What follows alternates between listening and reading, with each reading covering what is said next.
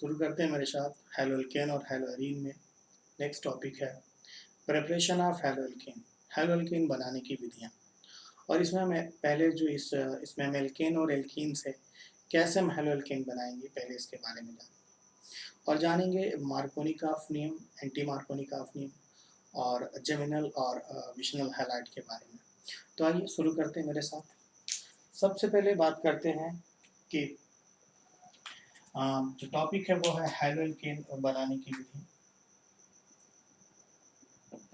Haloalkane बनाने की विधि।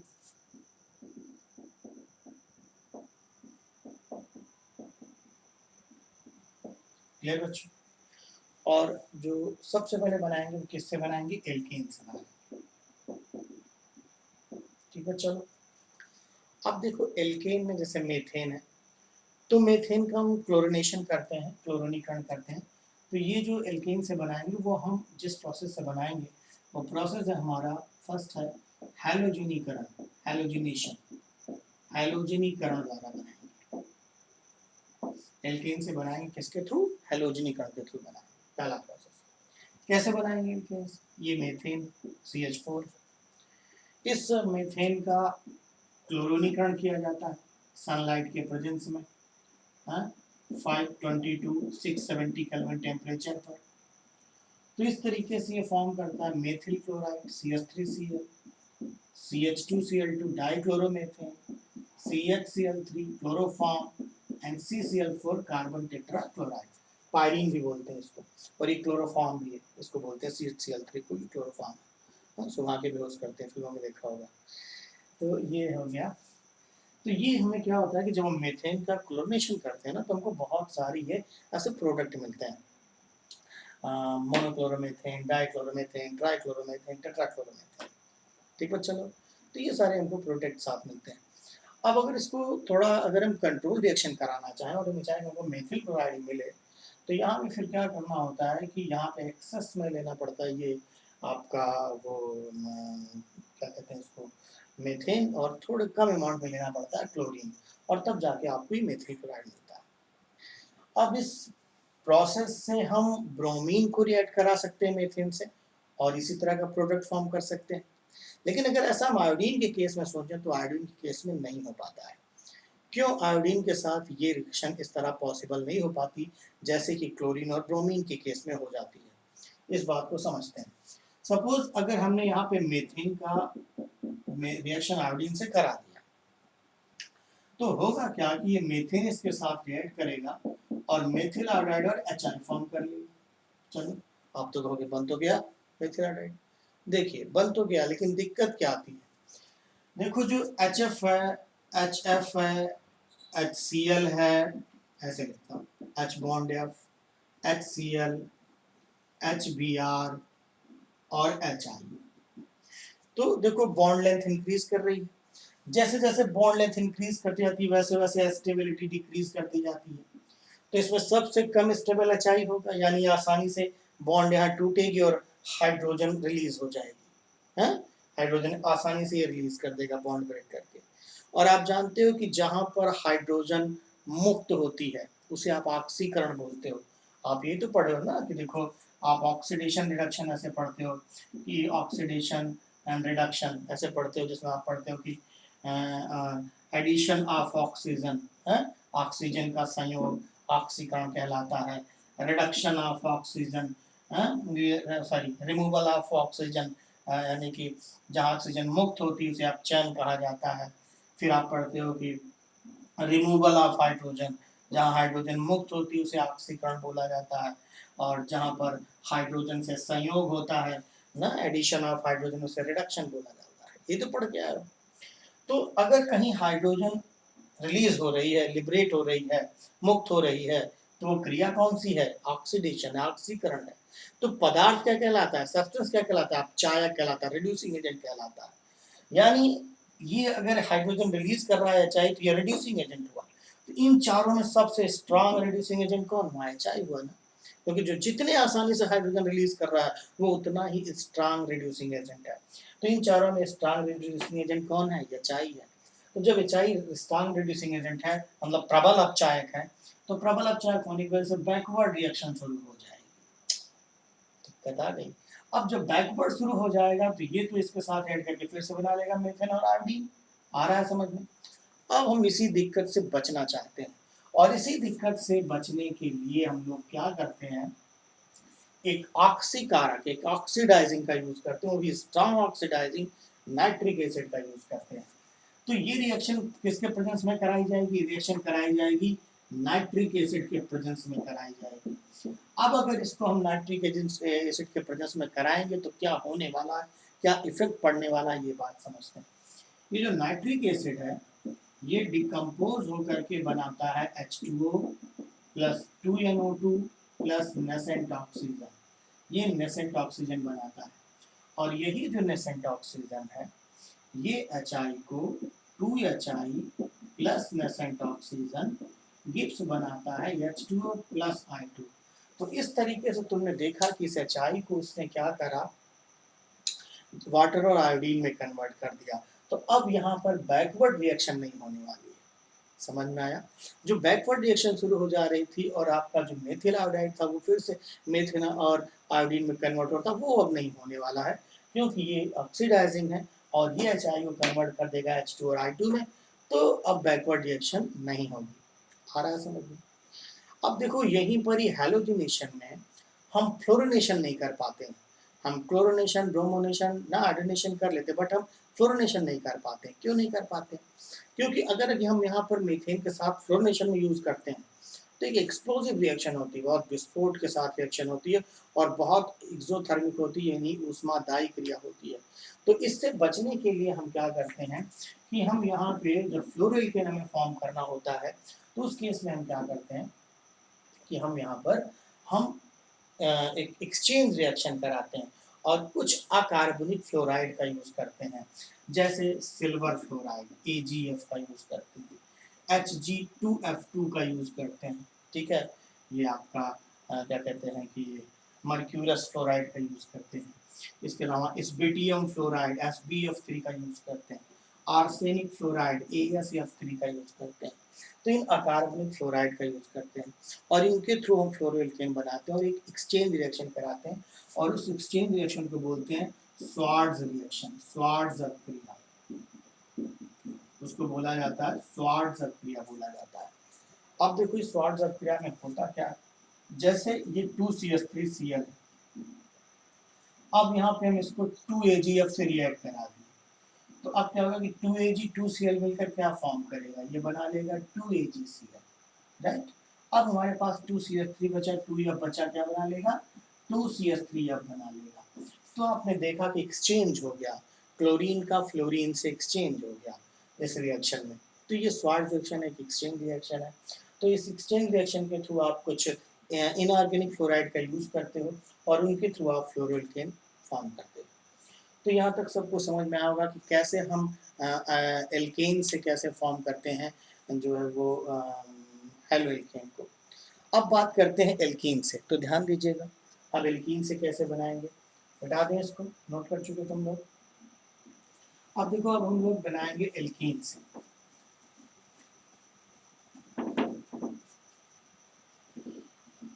तो एल्कीन से बनाने के प्रोसेस में समझिएगा, जैसे कि ये एल्कीन, हेलोजन किसका करना है, एल्कीन का करना है। अब देखो जैसे हम लोगों ने यहाँ पे लिया CH2 डबल बॉन्ड CH2, ये एथिलीन है, ठीक है। अब अगर इस एथिलीन का क्लोरीनेशन करा दें, ठीक, किससे करा दें, क्लोरीन से रिएक्शन करा दें, तो एक CH2 ये बॉन्ड टूटेगी, एक Cl ऊपर जुड़ गया, एक Cl नीचे जुड़ गया, ठीक है, जुड़ गया, ऐसे बन गया 1,2 डाइक्लोरोएथेन या एथिलीन डाइक्लोराइड। देखो 1,2 1 पर 2 पर है क्लोरीन, 1,2 डाइक्लोरोएथेन बन गया, बना ना। इसे विक हैलाइड भी बोला जाता है, विक हैलाइड, इसे विक हैलाइड बोला जाता है। विक हैलाइड क्या होता है, यानी एसिड डाइहैलाइड जिनमें जो हैलोजन परमाणु हो दो निकटवर्ती कार्बन परमाणु पर लगे हों। ये देखो ना, दो समीपस्थ हैं, ये एडजेसेंट दो हैं ये। तो अब ये दोनों जो आपके जो कार्बन है इनसे दो हैलोजन लगे हुए हैं कि नहीं लगे हुए हैं, इसे वीक हैलाइड बोलते हैं। यानी वे डाई हैलाइड, ऐसे डाई हैलाइड जिनमें हैलोजन परमाणु दो समीपवर्ती कार्बन परमाणुओं पर लगे होते हैं। तो डाई हैलाइड है मतलब दो हैलोजन होंगे। दोनों कहाँ होंगे, दो समीपवर्ती जो एक दूसरे से निकटस्थ ही तो है ना, समीपवर्ती, तो समीपवर्ती कार्बन परमाणु से लगे। अच्छा, तो जब वीक बता दिया, इस समय जैम भी सोच रहा हूँ आपको बता दूं। अब कोई जैम हैलाइड क्या होता है, जैसे ये CH ट्रिपल बॉन्ड CH है, ये आपका एसिटिलीन है। अब इस एसिटिलीन को अगर मैं रिएक्शन कराऊं HCl से, तो ये बॉन्ड ब्रेक होगी, H यहाँ जुड़ जाएगा, Cl यहाँ जुड़ जाएगा, चलो कहीं जुड़ जाए, CH2 double bond CH bond Cl ऐसे जुड़ गया। ठीक, ये हमारा इसको बोलते हैं वाइनिल क्लोराइड।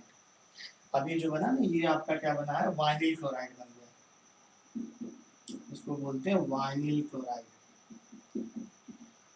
ठीक, फिर इसको हमने रिएक्ट कराया Cl से, HCl से रिएक्ट कराया। अब क्या होगा कि अब जरा यहाँ ध्यान देना, अब यहाँ पर क्या होगा कि जो ये यहाँ एक मार्कोनिकॉफ का रूल लगेगा, तो उसके बारे में अभी मैं अगले में बात करता हूँ। तब तक आप अब ये समझो कि अब सपोज करो एक मतलब ये H यहाँ जाके अटैच होगा और Cl यहाँ पर।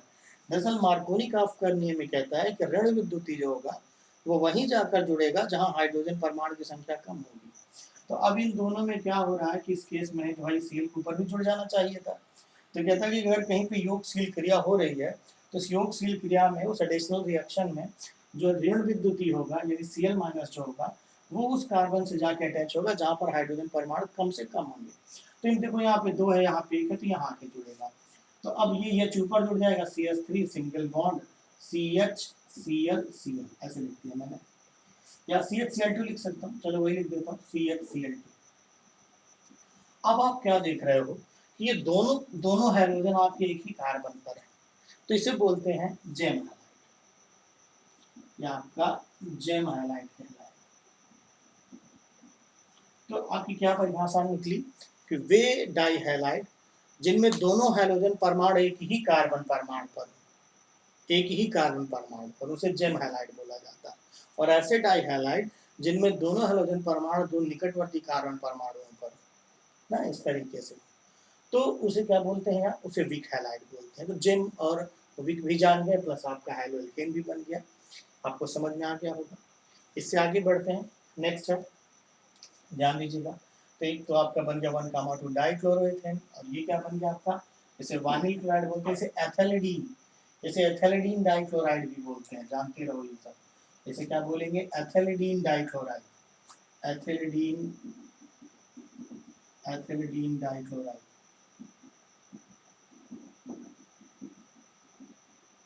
राइट, ये इनके कॉमन नेम हो गए, वाइनिल क्लोराइड, एथिलीडीन डाइक्लोराइड। यहाँ तक सबको समझ में आया होगा। अब देखो आगे बढ़ते हैं, ध्यान दीजिएगा, ठीक है। इसी तरीके से जब हम CH2 double bond CH2 ethylene को रिएक्ट कराते हैं HBr से, तो क्या होगा, तो कहीं H जुड़े कहीं Br जुड़े, सपोज करो H ऊपर जुड़ गया, ये हो गया CH3 single bond CH2Br, ethyl bromide C2H5Br, ये क्या कहलाएगा, ये हमारा बन गया एथिल ब्रोमाइड। बस एक मिनट बच्चा लोग थोड़ा खुराक दे दीजिए, नहीं तो आप लोग को उतना क्लियर नहीं होगा बोर्ड पर, ध्यान दीजिएगा।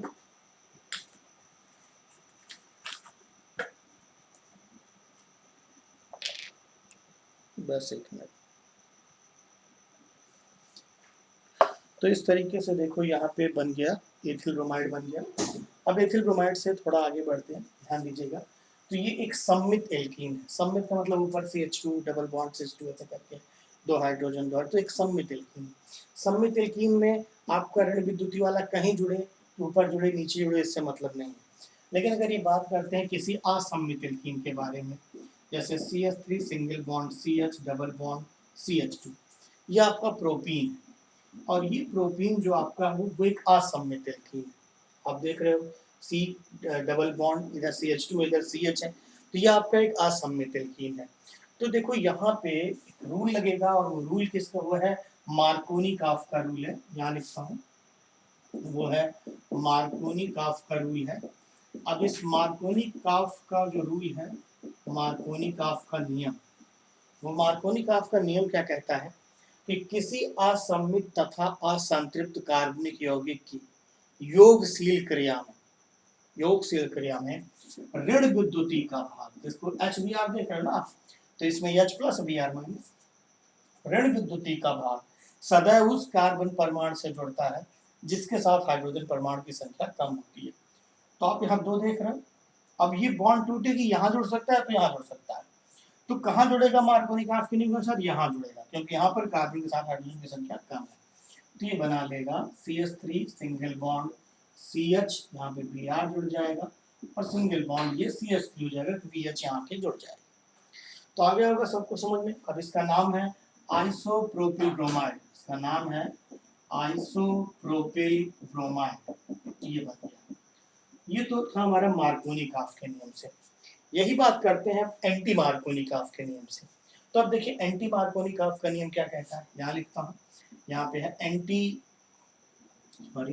एंटी मार्कोनी-काफ का नियम, एंटी मार्कोनी-काफ नियम, या इसी को बोला जाता है परऑक्साइड प्रभाव, इसी को बोला जाता है परऑक्साइड प्रभाव, या इसी को लिखा रहता है खैरास प्रभाव, खैरास प्रभाव, जानते रहिए एंटी मार्कोनी-काफ का नियम या फिर परऑक्साइड प्रभाव या फिर खैरास प्रभाव बोला जाता है।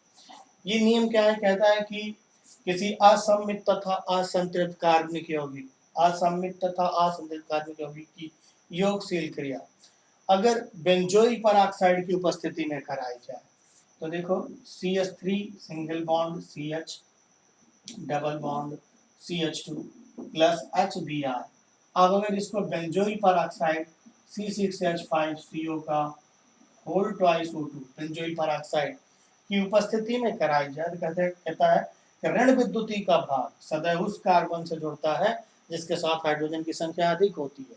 यानी अब Br यहाँ जुड़ने वाला है, उल्टा हो गया, कहता है वहां जुड़ता है जहाँ हाइड्रोजन की संख्या अधिक है, यानी अब ये हो जाएगा CH3 सिंगल बॉन्ड CH के साथ H जुड़ेगा, CH2 सिंगल बॉन्ड CH2Br, यानी ये बन गया आपका ब्रोमोप्रोपेन, या इसको बोल सकते हैं प्रोपिल ब्रोमाइड। तो इस तरह से यहाँ पर बना प्रोपिल ब्रोमाइड बन गया, राइट, ये प्रोपिल ब्रोमाइड फॉर्म हो गया। ये आपका एंटी मार्कोनी-काफ नियम के अकॉर्डिंग है। ये जो रिएक्शन है ये इलेक्ट्रॉन स्नेही योगात्मक अभिक्रिया है, ये जो रिएक्शन है वो मुक्त मूलक योगात्मक अभिक्रिया है। और अब मैं आपको अपने नेक्स्ट वीडियो में ये चीज़ बताऊंगा कि इनका योग अगर यहाँ पर हुआ तो क्यों हुआ, इन Br का योग यहाँ हुआ तो क्यों हुआ।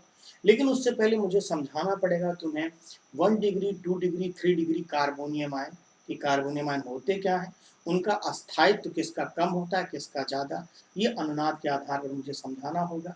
मुक्त मूलक 1 डिग्री 2 डिग्री 3 डिग्री क्या होते हैं, उनका अस्थायित्व जो है वो कैसे आप जो है डिफाइन करोगे अनुनाद के आधार पर। तो पहले तो मैं उनके अस्थायित्व को बताऊंगा, फिर उसके बाद मैं इन दोनों रिएक्शन के मैकेनिज्म को बताऊंगा, और उस मैकेनिज्म के बिहाफ पर ये प्रूफ करूंगा कि क्यों ये रूल सही है। एंटी मार्कोनी-काफ नियम की पुष्टि कैसे हो रही है और कैसे मार्कोनी-काफ नियम की पुष्टि हो रही है। तो जस्ट वेट करिए मेरे नेक्स्ट वीडियो का जो कल